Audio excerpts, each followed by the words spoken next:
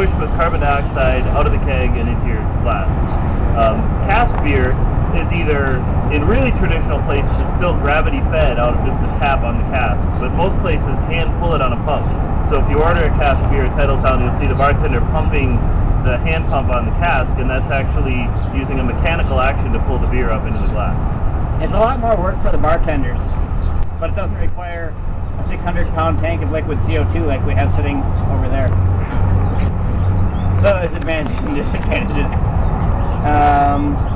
What else? Another big difference is the temperature we serve them at.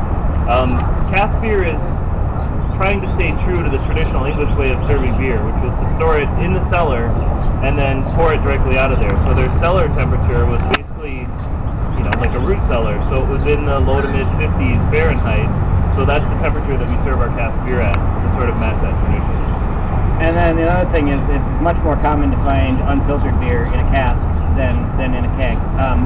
You can do either unfiltered or filtered in both a cask or in a keg, but it's much more common to find it unfiltered in casks, and we don't filter.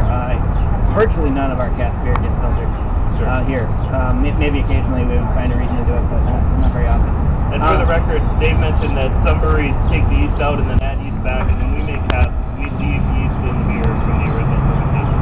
Which is good for like the vitamin content of the beer, makes it healthier. The other thing is, and this is also not universal, but sometimes people will add extra ingredients to casks that aren't in the draft beer. So we might actually put hops, for example, directly into the cask, and the hops sit there in the beer while we're serving the beer. And that would be very, very unusual to find in a draft beer. Sometimes we put even stranger things in, like spices or, well, lots of spices. Ginger, which is a rhizome. We've done cinnamon, we've done black pepper recently, we've done coriander. We've done wood, sometimes we'll set smoke in it. So kind of whatever we feel like throwing in there. Yeah, sometimes he'll just walk through the kitchen and find stuff to throw in a cask. So.